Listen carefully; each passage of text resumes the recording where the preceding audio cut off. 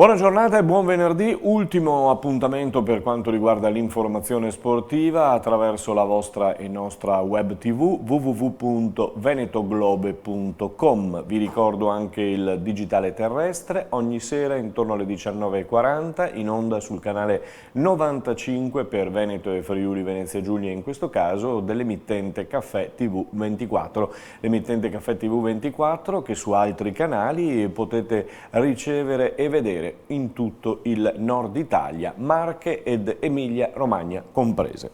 Andiamo a vedere quali sono le principali notizie di oggi, cominciando il nostro TG sportivo. Scendono in pista le auto di Formula 1, domenica si corre a Budapest la 12ª gara del Mondiale. Domenica in pista anche le due ruote, ovvero il MotoGP. Si corre sulla pista di Brno, dove Valentino Rossi sta provando la sua Yamaha e garantisce che rimarrà anche nella prossima stagione. In A1 il calendario per quanto riguarda il basket della TVB vede la prima gara in casa il 25 settembre con la super favorita Milano Armani, la seconda giornata in trasferta a Cremona e poi ritorno alla Palaverde per la terza giornata per affrontare Pistoia. Intanto in casa a Treviso spunta il nome di Wright, che sembra essere più di una diceria, insomma sembra che il ruolo importantissimo del playmaker si dia a questo giocatore ex Trieste tra l'altro, quindi auguriamoci che al più presto il DS Gracis possa chiudere il roster della TVB. Dalla pallacanestro alla pallavolo, perché la nazionale maschile di pallavolo è al lavoro a Bari, dal 9 all'11 si terrà il preolimpico contro Camerun, Australia e la forte Serbia. Ieri sera prima amichevole con il Belgio, si replica oggi sempre contro il Belgio. Raduno a Catania invece le vedete per le azzurre della pallavolo femminile guidate da Davide Mazzanti, anche per loro turno olimpico o preolimpico da oggi al 4 agosto contro Kenya, Belgio ed Olanda di Robin de Cruyff, esordio questa sera contro il Kenya. Passiamo al calcio perché è un campionato, quello di Serie A, al via con un calendario che è stato già ufficializzato e che ha già fatto parlare di sé, insomma, per alcune partite. Fiorentina-Napoli per esempio, quella che potrebbe essere quella più interessante, e poi per le più vicine a noi c'è Udinese-Milan e Verona-Bologna. Il mercato, perché di calciomercato si impazza in questi giorni, in questi mesi, l'Inter dà il ben servito, sembra definitivo, ad Icardi. Gli hanno detto chiaro e tondo che le porte per lui, con l'Inter, con la squadra, sono definitivamente chiuse. Nainggolan, ex interista, ex romanista prima ed ex interista dopo, torna per cuore, ha detto, a Cagliari. Per lui un prestito secco.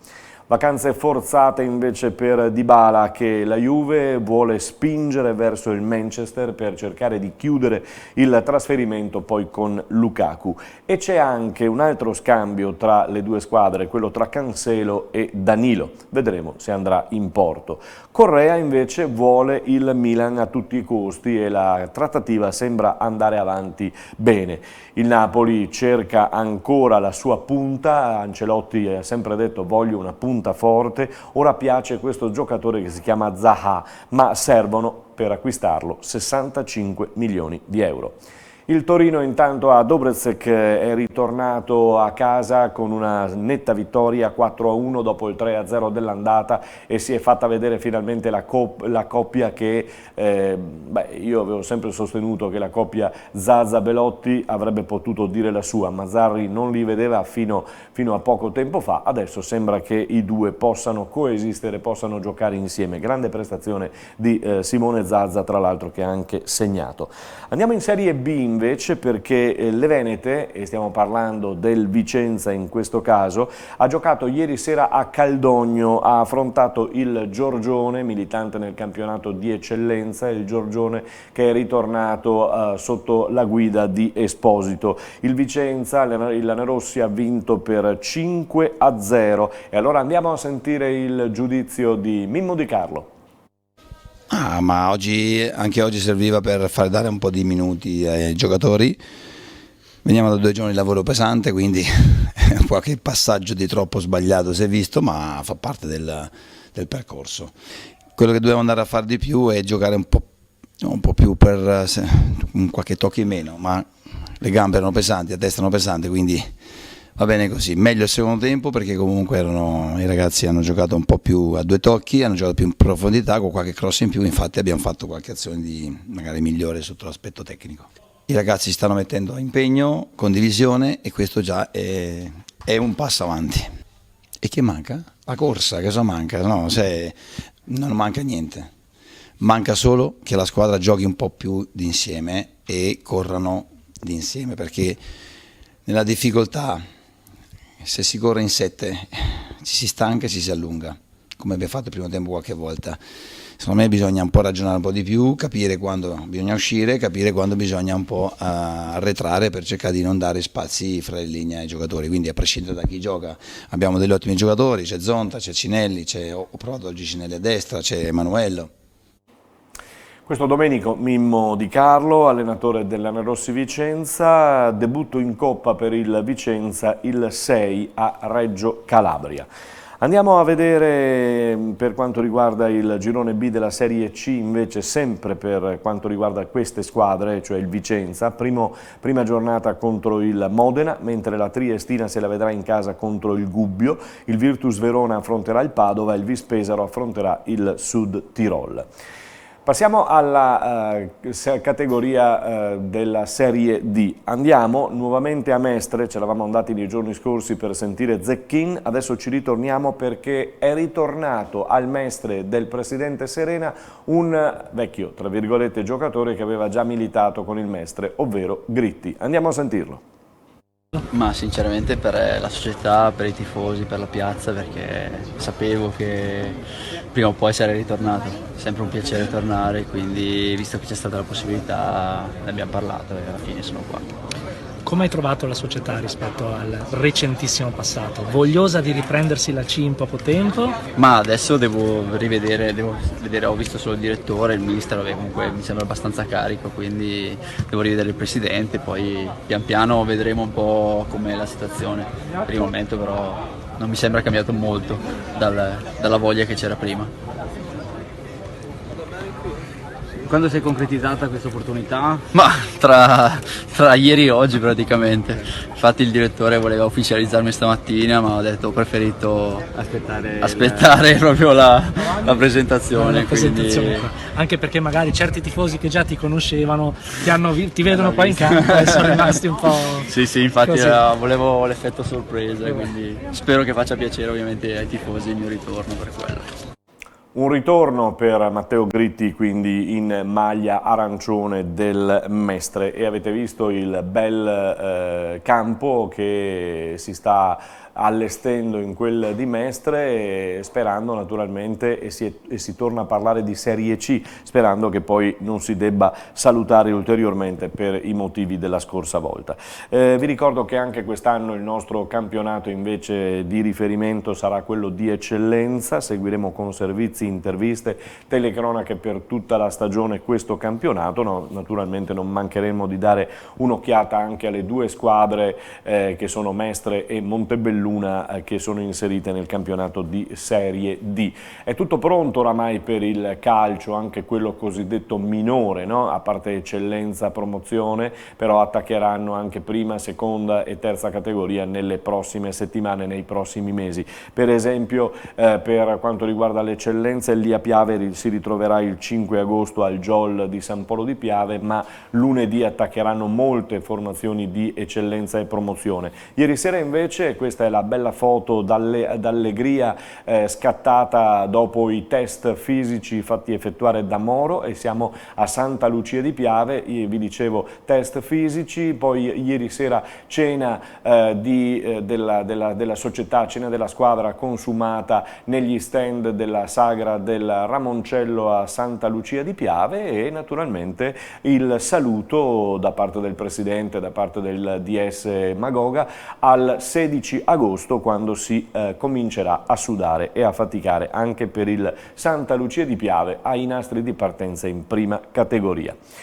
Ritorniamo sulla TVB perché c'è da ricordarvi che, come vi dicevo prima, il roster potrebbe essere quasi chiuso, no? Se Wright verrà confermato. L'ultimo americano si chiama Turner, è quello che ha firmato l'altro giorno, l'esterno americano ha dato un'ulteriore sistemata al roster trevigiano. Adesso per Gracis soltanto l'imbarazzo, diciamo così, di chiudere con il playmaker, che è una delle figure più importanti appunto nella pallacanestro. Chiuderemo e chiudiamo con il Benetton, con il rugby, perché saremo molto attenti anche quest'anno al campionato Pro 14 del Benetton Treviso. Sono state ufficializzate le 2 amichevoli di settembre, lo ricordiamo, tra Benetton e Zebre, venerdì 13 settembre alle 20:15 a Parma e a Treviso poi il venerdì successivo. In questi giorni, in queste settimane abbiamo visto grandi lavori e grande traffico in quel della Ghirada, quando si sono quasi scontrati, insomma, 3 gruppi: il gruppo dei Leoni del Benetton Treviso, il gruppo della nazionale italiana targata Benetton che si allenava alla Ghirada e il gruppo dei Leoni britannici che si allenava e si allenerà ancora alla Ghirada anche in questi giorni, anche nelle prossime settimane. Per sapere come sta procedendo la preparazione dei Leoni biancoverdi, dei Leoni del Benetton, abbiamo interpellato uno dei responsabili tecnici, ovvero Riccardo Ton.